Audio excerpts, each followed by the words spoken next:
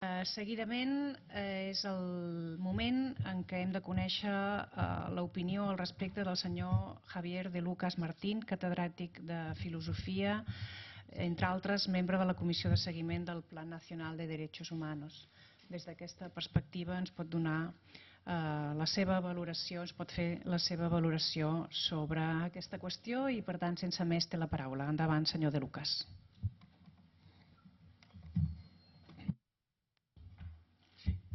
Muchas gracias, señora presidenta.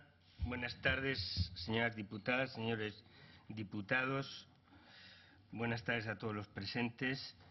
Ante todo, quisiera expresar mi respeto y mi agradecimiento por la oportunidad de intervenir en esta comisión parlamentaria. Mi trabajo habitual es el de un profesor de Teoría y Filosofía del Derecho y Filosofía Política, y precisamente ese trabajo consiste en buena medida en estudiar y en tratar de explicar lo que hacen ustedes. Por eso, como cualquier ciudadano, pero quizá también un poco más por esa calidad de profesor en una facultad de Derecho, estoy particularmente agradecido de la oportunidad de participar en su trabajo, como lo he hecho cuando me han llamado a comparecer en alguna otra comisión parlamentaria. Mi intervención trata de atenerse al objetivo de ofrecer argumentos relativos a la pertinencia jurídica de la propuesta que está sometida a estudio de la Comisión, es decir, la modificación del artículo 6 del texto refundido de la Ley de Protección de los Animales, aprobado por Decreto Legislativo 2/2008. Por eso trato de centrarme en ofrecer, como decía, argumentos para responder a tres preguntas. La primera, si esta modificación, si esta iniciativa está bien motivada o carece o es insuficiente su justificación. La segunda, si es necesaria e incluso prioritaria aquí y ahora una iniciativa legislativa de este carácter. Y la tercera, si la formulación en concreto que encontramos es adecuada para obtener los fines que se proponen. Son cuestiones que los colegas que explican teoría y técnica legislativa argumentan en términos, perdónenme que les recuerde algo que ustedes saben mejor que yo, de las diferentes exigencias de racionalidad, incluso de diferentes formas de racionalidad que debe cumplir una norma jurídica, pero también una decisión judicial o administrativa, para que entendamos que es útil y adecuada, que es justificada y que es necesaria. Por eso se habla de racionalidad lingüística, de racionalidad jurídico-formal, de racionalidad pragmática, de racionalidad teleológica y de racionalidad ética. Por supuesto que sé que letrados tiene el Parlamento para asegurar esas condiciones y que la ley de la que estamos hablando, al menos las tres primeras, las cumple, pero como sucede con frecuencia respecto a las dos últimas, el debate excede el juicio estrictamente técnico-jurídico y nos lleva a la arena pública. Asumo, por tanto, como lo haría el dictamen más específicamente técnico-jurídico, que esta propuesta reúne requisitos suficientes de racionalidad en los tres primeros niveles. Por decirlo brevemente, creo que la exposición de motivos de esta iniciativa legislativa cumple con la función que deben satisfacer esas piezas legislativas, porque prueban que, además de satisfacer la exigencia de racionalidad lingüística, porque el legislador transmite con claridad su mensaje al destinatario, se entiende perfectamente de qué se trata, cumple satisfactoriamente también lo que se conviene en llamar racionalidad jurídico-formal, que es habitualmente la clave, la condición de legalidad. En efecto, no parece que haya problemas de coherencia ni con el sistema jurídico constitucional ni con el marco jurídico específico de la Generalitat, es decir, con el derecho autonómico, ni tampoco con el comunitario. En particular, me parece que se trata de una medida coherente con la Ley 22/2003, con el texto refundido aprobado por el decreto, que parte en su objetivo de protección de los animales de reconocer a esos animales como organismos dotados de sensibilidad psíquica y física, es decir, no como meros objetos o herramientas. Y, como recuerda la misma exposición de motivos, prohíbe explícitamente leo, diversas formas de espectáculos con animales que implican sufrimiento o muerte. En ese contexto, la ley ha de prever una protección integral de todos los animales y no dejar al margen espectáculos como las corridas de toros, ya que pueden suponer un maltrato y comportar dolor y sufrimiento para el animal, objetivos, como he dicho, que estaban contemplados en la ley de la que trae causa esta iniciativa legislativa. Tampoco desde el punto de vista de lo que se conviene llamar racionalidad pragmática veo objeciones posibles, aunque pueda haber dificultades, obviamente, para que la conducta de los ciudadanos se adecúe a lo prescrito en esta ley, en caso de que prospere. La exposición de motivos da algunas razones que no parecen difíciles de probar, sobre todo en las generaciones más jóvenes, cuando se argumenta que la mayor y creciente sensibilidad de nuestra sociedad hacia posiciones favorables a la protección de los animales y el descenso prominente de la afición a las corridas de toros crean un clima social en el que es previsible que no existan grandes dificultades a este propósito. Por eso, en lo que resta de mi intervención, me voy a dedicar a tratar de dar algunos argumentos que puedan servir para la discusión sobre la racionalidad, sobre las otras dos formas de racionalidad que toda disposición legislativa como esta debe reunir.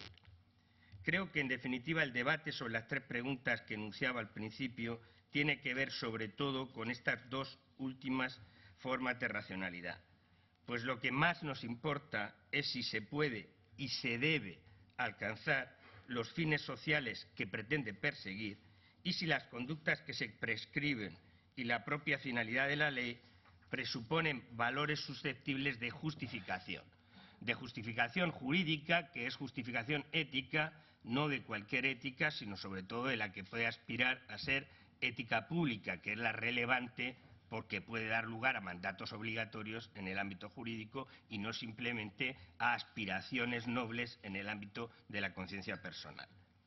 Sobre una y otra cuestión, la duda que me parece más relevante se refiere quizá a la limitación de la libertad que podría suponer el triunfo de una iniciativa legislativa como esta.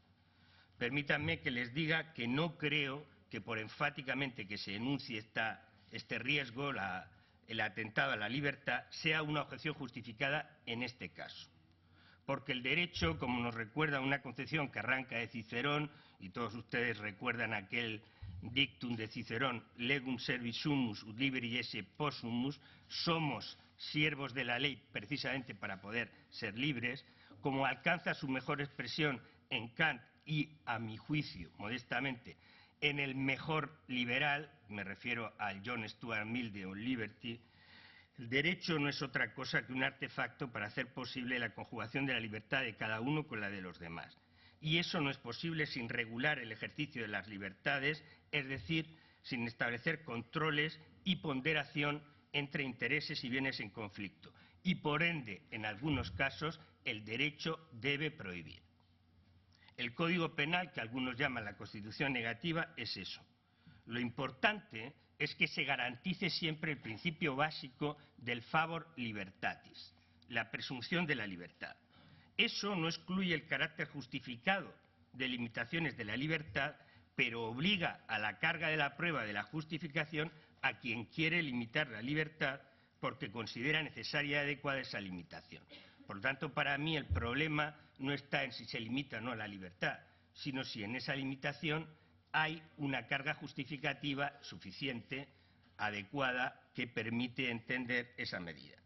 La justificación básica de la limitación de la que hablamos en esta iniciativa legislativa me parece la enunciada por Mill, precisamente, por ese liberal, que es la misma, por otra parte, que inspiró un célebre texto de Jeremías Bentham, el padre de la moderna teoría y técnica de la legislación, ya en 1789, en su introducción a los principios de la moral y la legislación.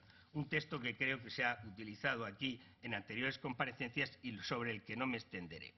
Ese texto, y es el mismo leitmotiv de Mill, del gran defensor de la libertad como criterio, insiste en la necesidad de evitar causar daño a intereses, necesidades o, digámoslo así, bienes que puedan ser jurídicamente relevantes. Pues bien, señoras diputadas, señores diputados, Aquí, a lo largo de estos días, creo que se ha argumentado contundentemente en este sentido. Aunque carezco de la autoridad científica de quienes desde las aportaciones de la biología, la etología o la neurociencia han demostrado, a mi juicio, insisto, contundentemente, que esta tradición causa daños no justificables, creo que sus argumentos y pruebas científicas son difícilmente objetables por nosotros. El daño causado a los toros en la fiesta, en el espectáculo de las corridas de toros, me parece difícilmente discutible.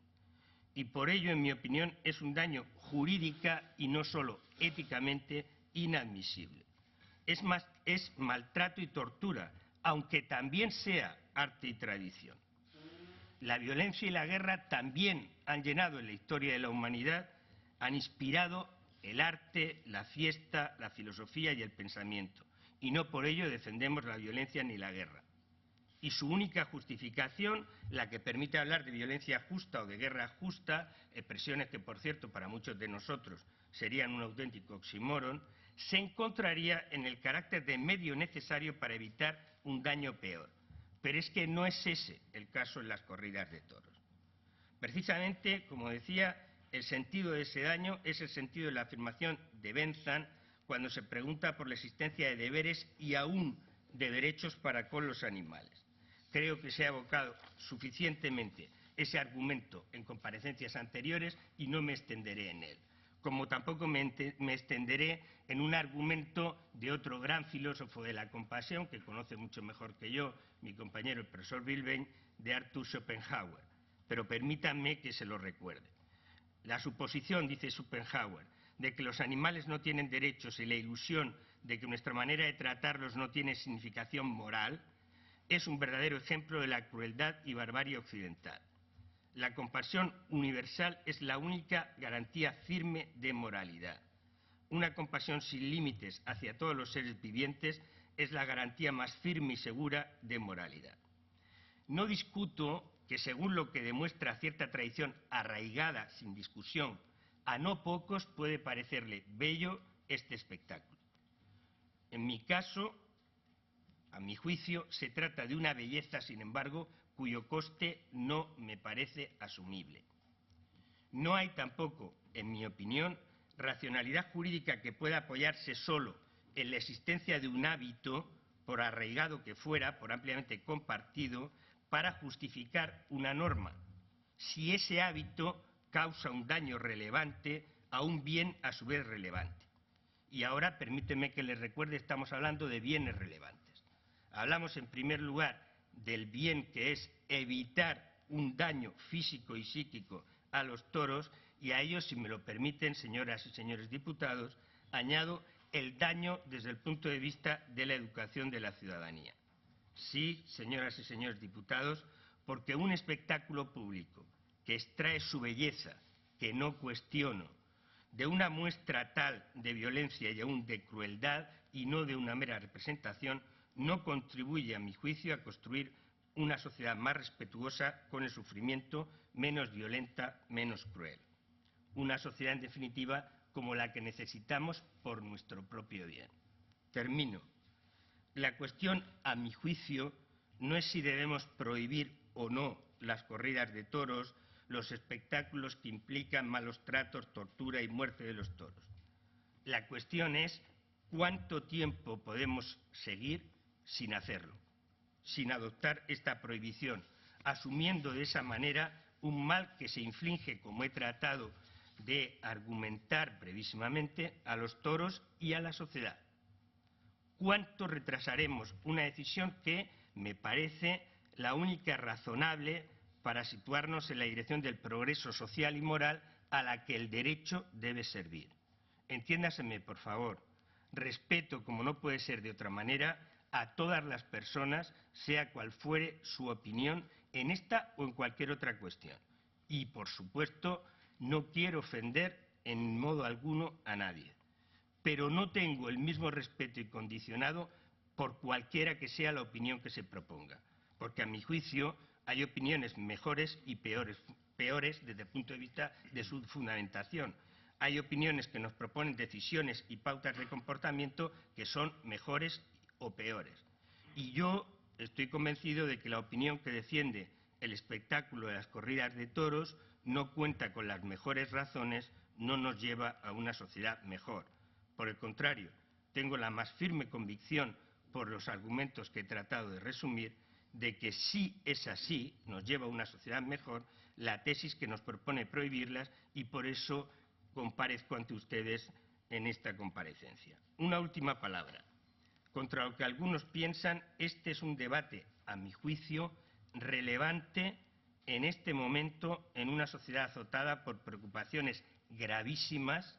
La primera, el paro, que sintetizamos en la crisis. Sí, yo creo que este es el momento de decir si el Parlamento quiere enviar un mensaje de compasión y solidaridad universal, no en el sentido banal de la compasión como lástima, del paternalismo de la conciencia buenista, sino en el sentido pleno del valor fuerte de compartir la necesidad de combatir el sufrimiento. Está en sus manos. Muchas gracias. Moltíssimes gràcies, senyor De Lucas.